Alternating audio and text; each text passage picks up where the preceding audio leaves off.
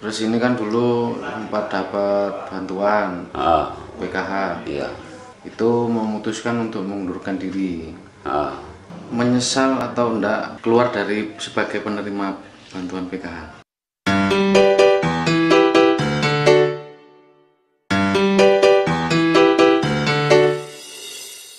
Karena nama saya Anang, kita sehari-hari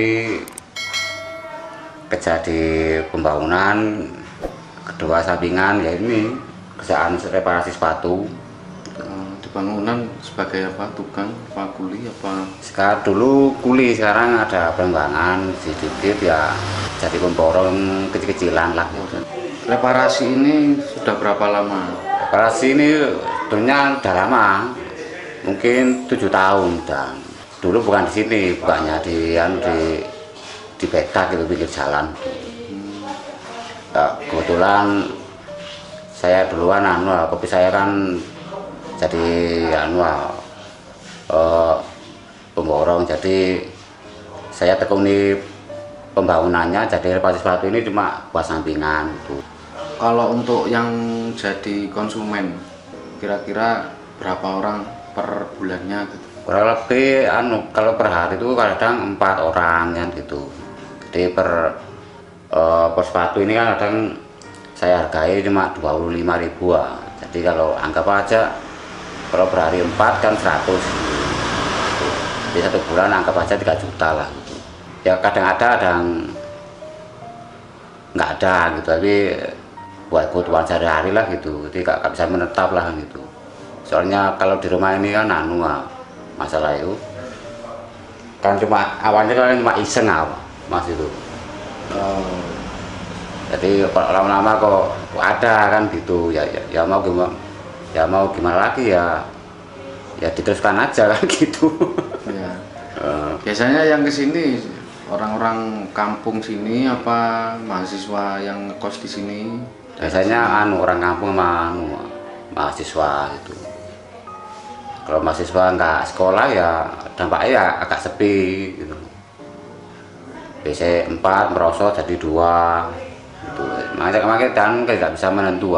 Ini dapat ilmu reparasi dari mana? Dari Pak D. Oh, dari Pak D. Ya dulu namanya mak iseng-iseng mas gitu. Mbak lihat kok katanya kok asik kan gitu. Ya udah Belajar. Belajar dulu jahit sepatu sendiri. Dulu belajar untuk membetulkan sepatu sendiri. Iya. Terus sudah bisa membetulkan malah jadi ini ya? Iya, terus tahu kalian sendiri. Kalian sendiri kan itu. Ini yang dulu sempat saya lihat juga bikin kembang. Iya. Nah, itu gimana kembangnya? Tuh, itu kembang awalnya itu iseng gitu. Iseng awalnya buat itu. Kan anak saya kan ada tugas dari sekolah untuk membuat kembang dari plastik kan gitu. Maksudnya kok agak cantik kan gitu. Itu awalnya buat kembang itu cuma kecil. Aku terus mikir gimana kalau buat agak besar kan gitu. Nah, ternyata kok hasilnya kok bagus ya. Itu akhirnya saya niat membuat bunga itu seperti apa, bunga sakura kan gitu, kayak itu rencana saya kan gitu. Belum jadi nggak katanya udah dibeli orang sampai 20 itu. 20 unit. Sampai dihargai per bunga itu sampai 500.000 itu. Sudah jadi itu. Udah jadi. Bahannya yang dipakai plastik Cuma plastik tok, sama cat itu juga, terus sama batang kayu. Oh, batang kayu yang iya, buat rangkaiannya itu pun cuma sementara. Itu pas pas bulan Agustus ya nggak salah itu. Pas saya tahu kok ada orang lihat kok bagus ya udah dibeli gitu. Dan itu awalnya cuma iseng itu awalnya gitu. Awalnya iseng, akhirnya ada yang tertarik ya. Iya. Cuma pembuatannya itu lama kan gitu, jadi kayak nggak ada niatan untuk diteruskan mungkin.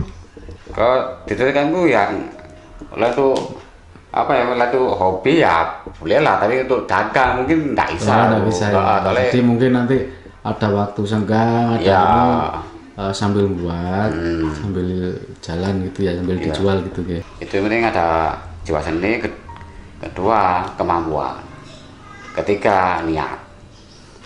Memang dasarnya saya orang Budo, sekolah saya nggak tamat dulu. SMP kelas 2 udah berhenti. Oh, berarti ijazahnya sempat punya ya, yang SD.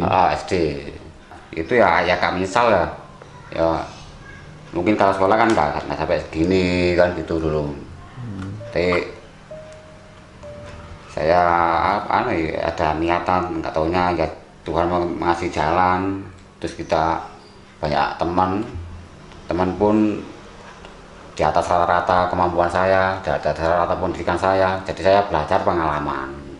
Kedua itu kalau usaha itu jangan takut rugi. Jangan takut rugi. Rugi itu wajar. Soalnya kalau kita terus rugi, terus kita berhenti, itu kan tanda-tanda orang kita nggak apa ya, nggak. Akhirnya nggak ada semangat lagi. Iya, nggak ada semangat. Kalau kita rugi kan kita kan cari tahu kesalahan kita apa kan gitu. Rugi nggak masalah, yang penting apa? Kamu ada kemauan kan itu. Penting ada kemauan. Dan kita ambil belajar apa sih kesalahan kita. Soalnya kita kan bukan orang pendidikan kan itu. Lain lagi kalau kita sekolahnya tinggi, kita apa ya, cara bangun itu kan udah diperhitungkan. Tapi dulu saya tuh nggak bisa hitung-hitungan. Hitung per meter pembangunan itu berapa nggak tahu. Sekarang sudah jadi bidangnya ya? Iya, ada bidangnya. Ya itu dari pengalaman Mas. Terus ini kan dulu sempat dapat bantuan PKH. Iya. Terus juga di kurang lebih tahun 2018 itu memutuskan untuk mengundurkan diri. Nah itu kira-kira apa yang mendasari kenapa kok mau mengundurkan diri? Dasari pertama saya itu sama saya terbantu dengan bantuan PKH itu. Dulu memang perekonomian saya itu memang agak menurun tuh. Setelah ada bantuan PKH itu alhamdulillah ada perkembangan sampai ya usaha reparasi sepatu ini juga ada hubungannya dengan PKH gitu. Ada hubungannya.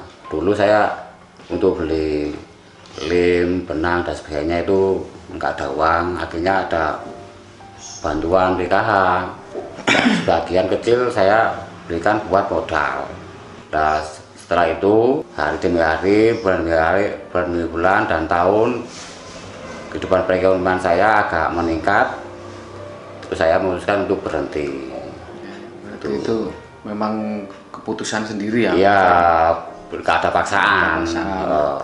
Memang PKH memang banyak sekali manfaatnya kan gitu. Nah, kita kan masalah kan kita kan nggak mungkin loh. Soalnya apa? Pemerintah sudah membantu kita untuk bantuan, kan tujuannya satu. Orang yang dibantu itu biar mandiri, ya bukan jangan sampai dibantu akhirnya apa? Mengandalkan bantuan. Betul. Terus nggak ada usaha. Ada ini. Termanjakan. Iya. Gitu. Tapi pernah merasa menyesal atau enggak keluar dari sebagai penerima bantuan PKH? Kalau menyesal enggak Mas. Justru kita sebagai penyemangat.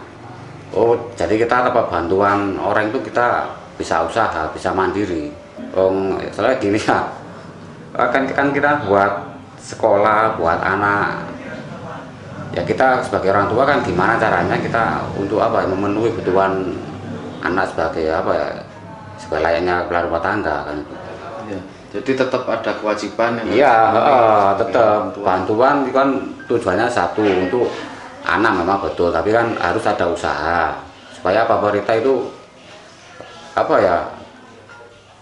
bantuannya itu tidak sia-sia kan gitu. Ya. Nggak syukur menerima, ya adalah itu. Ketika sudah keluar dari PKH justru malah menjadi motivasi tersendiri. Iya. ketika sudah tidak dapat bantuan, maka yang harus dipikirkan selanjutnya adalah tanggung jawab kepada keluarga. Harapannya kira-kira ke depan seperti apa?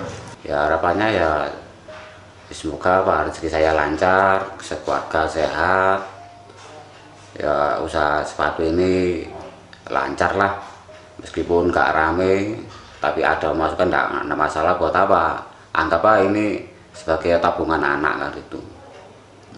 Jadi reparasi sepatu ini cuma sambian aja sebetulnya. Jadi sebenarnya pekerjaan saya itu yaitu ke pembangunan, berhubungan dengan properti gitu. Soalnya apa, selagi kita mau berusaha, kita pasti ada jalan, pasti ada keberuntungan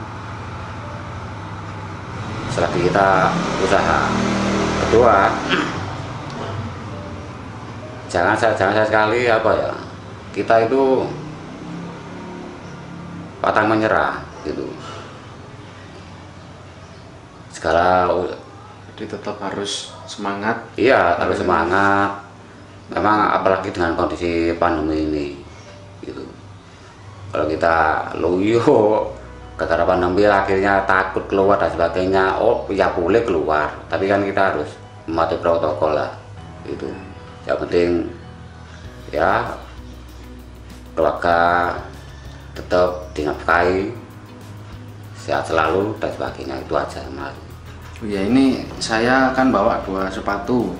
Berapa lama kira-kira kalau misalkan ini ditunggu itu bisa atau enggak?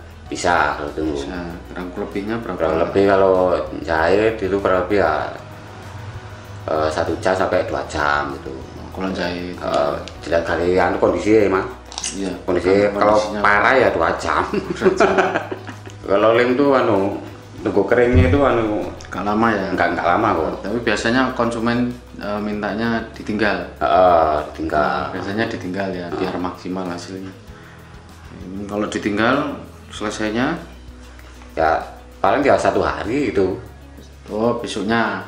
Besoknya bisa ambil gitu. Sepatunya ditinggal aja nanti. Oh ya. Kalau sudah selesai kita ambil. Terus saya juga berharap ini nanti usahanya juga semakin lancar. Amin. Baik itu yang berurusan dengan properti ya, ataupun dengan yang servis ini ya, servis atau reparasi sepatu sama sandal. Ya. Oke, baik, ini hasil dari apa yang dikerjakan oleh Pak Anang untuk mereparasi sepatu. Ini hasilnya.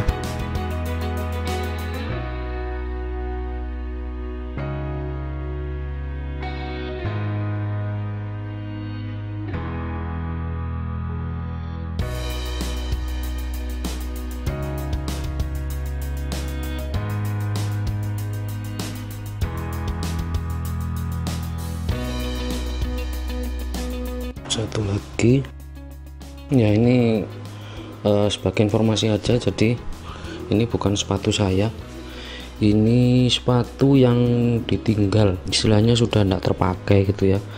Nah, daripada dibuang lebih baik kita reparasi, terus siapa tahu nanti bisa kita pakai gitu ya.